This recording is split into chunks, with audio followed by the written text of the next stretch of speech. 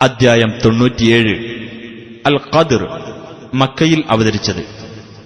ഖദ്ർ എന്നാൽ നിർണയം എന്നാണ് അർത്ഥം. വിശുദ്ധ ഖുർആൻ അവതീർണമായ രാത്രിയെ അഥവാ നിർണയത്തിന്റെ രാത്രിയെ സംബന്ധിച്ച് വിവരിച്ചിട്ടുള്ളതുകൊണ്ടാണ് ഈ അദ്ധ്യായത്തിന് ഇപ്രകാരം പേർ നൽകപ്പെട്ടത്. ബിസ്മില്ലാഹിർ റഹ്മാനിർ റഹീം. ഇന്നാ അൻസൽനാഹു ഫീ ലൈലത്തിൽ ഖദ്ർ.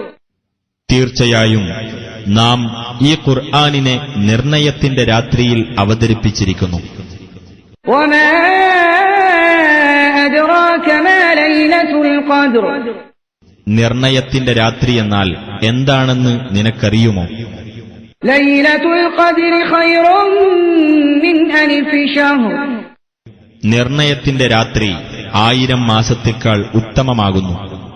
തനസ്സലുൽ മലായികതു വറൂഹു ഫീഹാ ബിഇذن റബ്ബിഹിം മിൻ കുല്ലി അംർ.